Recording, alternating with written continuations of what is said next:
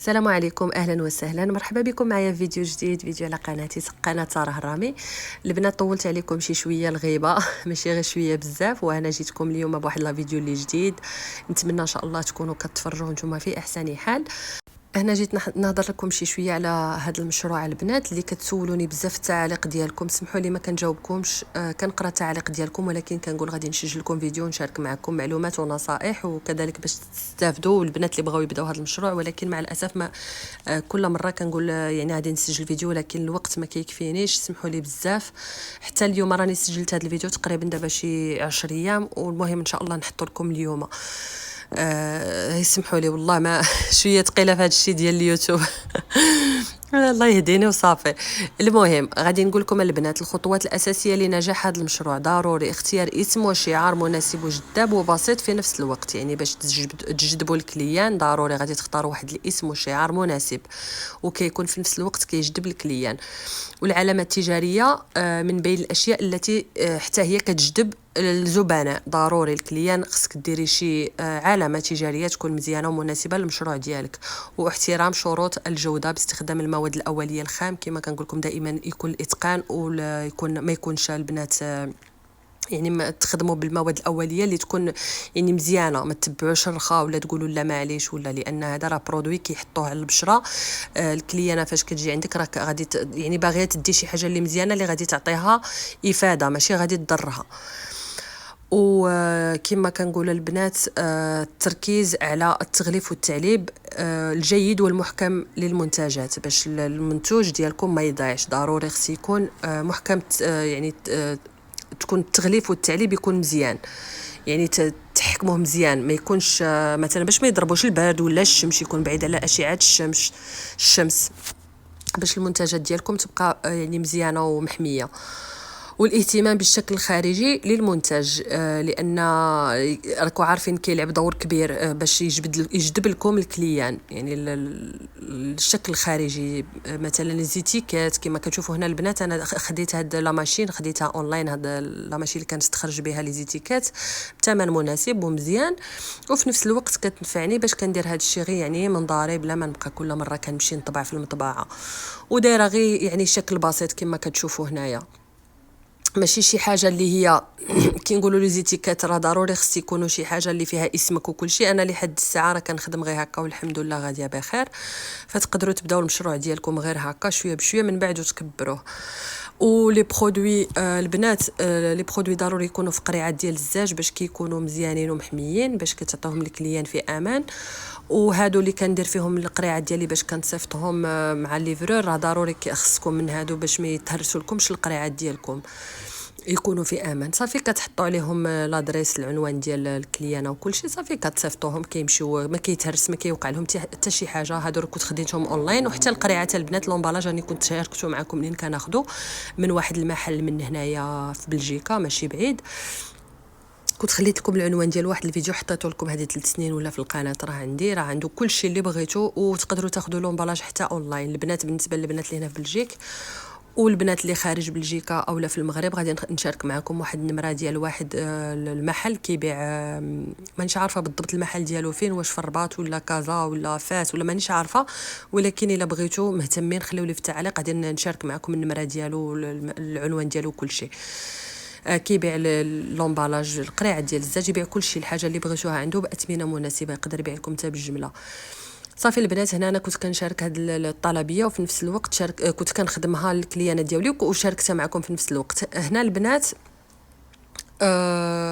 غادي نشارك معكم النقيه الزيتي، كيفاش كتستخرجوا الزيت من العشبه بطريقه اللي بسيطه وفي نفس الوقت سهله وبلا يعني بلا ماشينه اللي كنعصروا بها الزيوت. النقيع الزيتي نتوما عارفين البنات اللي واحد الطريقه سهله يعني معروفه منذ القدم. هنايا راه انا غادي نخدم هنا زيت ازير وزيت زيت الخزامه. اختاروا اي عشبه بغيتو، انا غادي نوريكم غير يعني غير الطريقه، غير مثلا نتوما ديروا اللي بغيتو، انا نسهل عليكم وغادي نشرح لكم غير باختصار البنات، لان هذا الشيء باش نهضر فيه راه طويل باش ما نطولش عليكم الفيديو. هنايا كتاخدي العشبه ضروري كتعقميها في الفران، ضروري من تعقيم الاعشاب قبل الاستعمال. التعقيم كيكون كنسخنوا الفرن على 80 درجه الى 85 وكنطفيو الفران وكندخلوا العشبه اللي بغينا، كندخلوها في الفران وكنخليوها حتى كيبرد الفران عليها، يعني حتى كيبرد تماما ونخرجوها.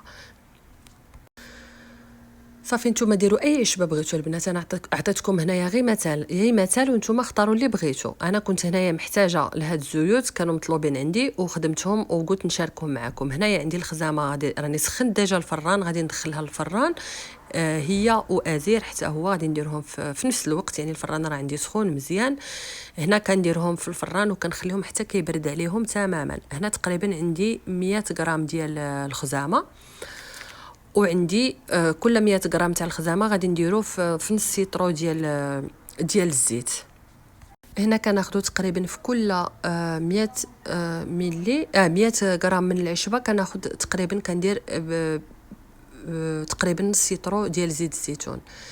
اولا عندنا بزاف تاع الزيوت اللي نقدروا نستعملوها ماشي بالضبط زيت الزيتون. هنا غير زعما انا درت زيت الزيتون. هنا ندير هذيك العشبه من بعد ما عقمتها كما كتشوفوا هنايا معايا كنغربلها مزيان بداك التراب اللي فيها بداك الحجر بكل شيء مزيان، لان حتى كنفضل انا حتى كنعقمها عاد كندير هذه الطريقه باش كلشي كينزل داك الوسخ اللي فيها كله كينزل تحت داك التراب العجاج المهم اي حاجه. صافي كنقيها مزيان بداك الخشب اللي فيها بالحجر باي حاجه فيها كنحيدها. هنا غادي ندير نفس الطريقه لهاد الخزامه اللي عندنا.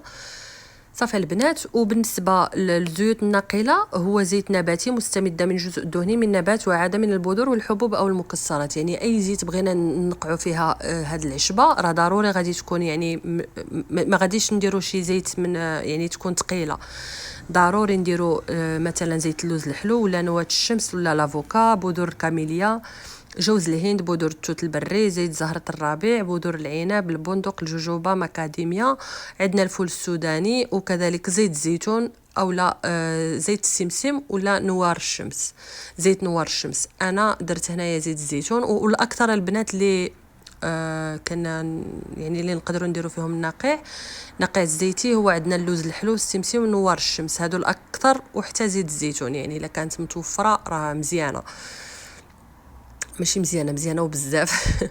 المهم انا فضلت ندير في زيت الزيتون. هنا كناخذ العشبه ديالي كندير فيها نص سيترو ديال زيت الزيتون. عندنا جوج طرق، انا غادي نوريهم لكم بجوج. كاينه الطريقه السهله اللي هي غادي هي يعني قريبه ماشي ما كتديناش بزاف تاع الوقت باش نحصلوا على الزيت ديالها، يعني تقريبا من 15 يوم نقدروا نستعملوا الزيت ديال هذه الطريقه البارده.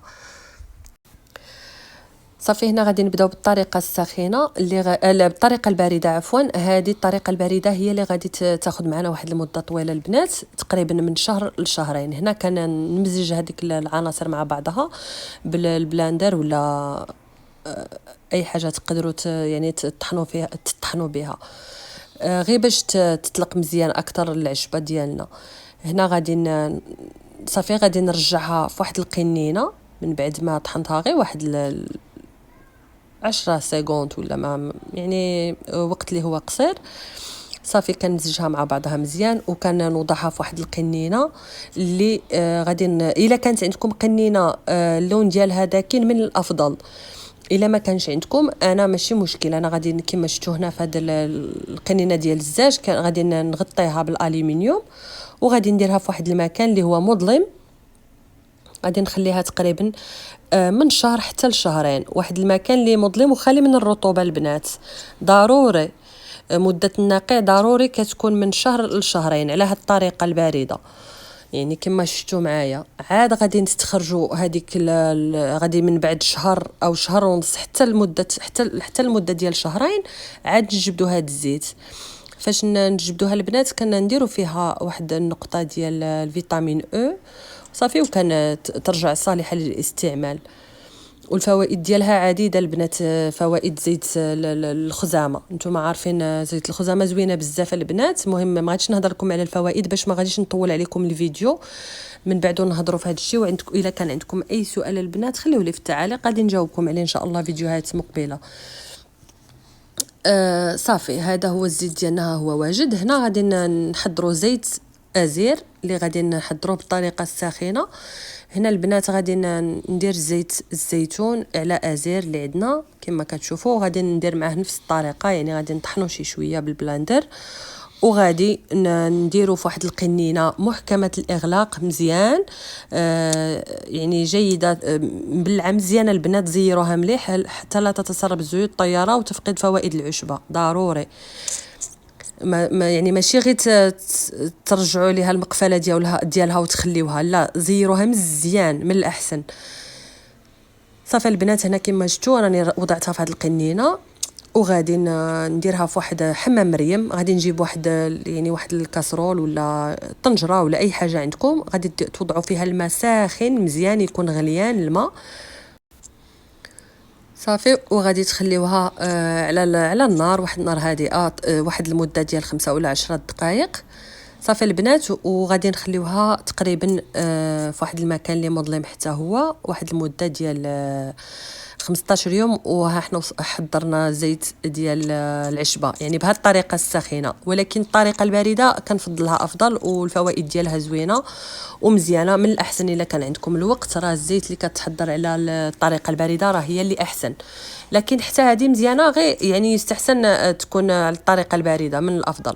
صافي البنات، هي الزيت ديالنا حتى هي غادي نديرها نفس الطريقه مع التحريك مره ضروري تحركوا هاد القنينات البنات. وهذه هي الزيوت ديالنا على الطريقه يعني السخينه والبارده كما شاركت معكم، يعني هذه هي الطريقه ديال النقي الزيتي كتكون بهذه الطريقه.